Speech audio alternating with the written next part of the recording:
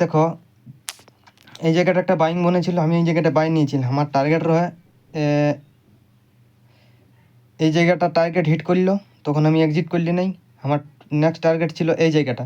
এই জায়গাটা আমি জাস্ট বলে তো টার্গেট প্রাইস লাগাইছিলি, বাট আমি পরে এটা চেঞ্জ করলি যে পরে এই লাইনটা হিট করবে। বাট কী করলো না, এইটা টাচ করার পরে মার্কেট নিচে গেলো, তখন আমি ডরাই গেলি, কই বাবা মার্কেট তো নিচেই যাবে। তখনটা আমি এই জায়গায় গেলে এক্সিট করলি, তো এটা আমার একটা ভুল। বাট পরে পরে দেখছি ওই জায়গাটাও হিট করলো, আর হিট করার পরে আর তো মার্কেট উপর যাই না। ওই জায়গাটা আমি যদি হিট লাগতি তো আমি কিছু টাকা কামাতি, বাট আমার সেটা নিজের দোষ, জলদি মানে মাইন্ডের দোষ, যেটাকে গৌতম ভাই বলেছে। আর হচ্ছে এখানটা একটা এন্ট্রি পয়েন্ট বনেছিল, ভালো এন্ট্রি পয়েন্ট বনেছিল, যেহেতু এইটা আগের দিনের থেকে প্রায় নিচে এসেছে, সেই কারণে একটা এন্ট্রি বনেছিল, সেই কারণে এটা উপর যেতে পারে, আর উপর গেলেও। বাট মাইন্ড এটা আমি নিই নাই, আমি রানিং ক্যান্ডেলে ঘুষলি এইগুলাই। আর গৌতম ভাই বা যে কোনো লোক বলেছে যে রানিং ক্যান্ডেলে ঘুষতে নাই, বাট এটা আমার নিজের দোষ, আমি এগুলো এন্ট্রি নিয়েছিলি বোধ এইগুলাই। বাট টাইম পাস বহুতক্ষণ করলো, প্রায় 12:30 থেকে 5:30 পর্যন্ত। তারপরে মার্কেট উপর গেল, বাট আমি লস করে এক্সিট করেছি, এটা আমার নিজের দোষ।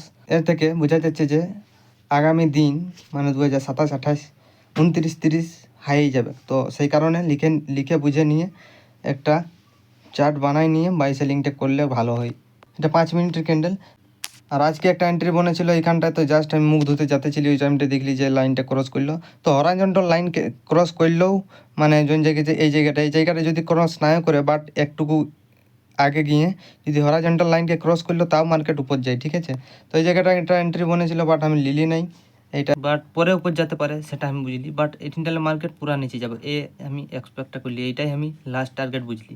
তো এটা ওয়ান ডে ক্যান্ডেল দেখলে বুঝতে পারবে, এটা বলা সেটা হচ্ছে এখন ওয়ান ডে ক্যান্ডেল। তো চলো, এই হচ্ছে ওয়ান ডে ক্যান্ডেল। তো দেখো একরকম ক্যান্ডেল নাই দেখবে না, যেমন এই 5, 6, 7 বা 3, 4, 5, 6 এরকম ক্যান্ডেলগুলো আছে। তারপরে 7 তারিখের ক্যান্ডেলটিও সেম বনবে, 8 তারিখেরটিও সেম বনবে, নাই বনবে না। তোকে তার জন্য আগে তৈরি নিয়ে থাকতে হবে যে হ্যাঁ ওয়ান ডে ক্যান্ডেলটি কেমন বনবে, গ্যাপ আপ কেমন খুলিয়েছে, কেমন কী করিয়েছে। তো সাইকোলজি একটা আলাদা ভিডিও ভালোভাবে বানাবো, বাট এখন জাস্ট একরকম চলে নাই লাগাতার 2-3টি ক্যান্ডেলের পর, এটা একটা মাইন্ডে রাখবে। দেখো তো 7 তারিখের যে ক্যান্ডেলটি আছে অমনি একটি ক্যান্ডেল উপর তো যাবে, বাট কতটা উপর যাবে বা নিচ যাবে তার একটি ক্যান্ডেল দেখছি। দেখো যেমন 21 জুলাইয়ের ক্যান্ডেলটি, ঠিক আছে। ওয়ান ডে ক্যান্ডেলটি ব্যাক করে একবার ভালো করে দেখে নাও। তো দেখো এখান থেকে দেখা যাচ্ছে পাক্কা প্রিভিয়াস ডের থেকে মোটামুটি হাই নিয়ে ওপেন হয়েছে, এবং ওপেন হওয়ার পর সে উপরেই গেছে, মানে প্রিভিয়াস ডের থেকে নিচে আর আসে নাই। এটা দেখো 22 তারিখ পর্যন্ত দেখা যাচ্ছে যে নিচ আসেই নাই। মানে তুই যে মাইন্ডসেটটা ভাবতেছিলিস যে মার্কেট উপর নিচ হয়ে সে ভবিষ্যতে উপরেই যাবে, সেটা হবে নাই ব্রো। হ্যাঁ, গৌতম ভাই যেটা বলেছে যে প্রিভিয়াস ডে একটি উপরের লিকুইডিটি এবং নিচের লিকুইডিটিকে লাইন টানিয়ে উপর যদি যাই তো বাই করতে সেল করতে পারো, বাট একটু আন্ডার ক্যান্ডেল এটার জন্যই দেখতে হয়, ঠিক আছে। তো চলো তোরাকে আরও একটা ইন্টারেস্টিং জিনিস দেখাচ্ছি। এটা হচ্ছে 22 তারিখের চার্ট। তো দেখো তার আগের দিনটাতে আচ্ছা এই জায়গাটা একটা দেখা যাক না, লাইনটা নেই, এই জায়গাটা একটা বনছে কি নেই বাইংয়ের। जाने जाना तेरा नाम,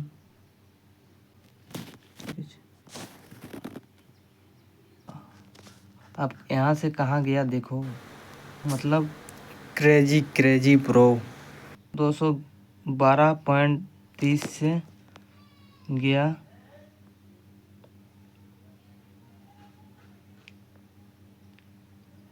26, মানে 12 দুগুণে 24, 25, 26, মানে 1000-এ তোমার বনিয়ে যায় তো প্রায় 5000।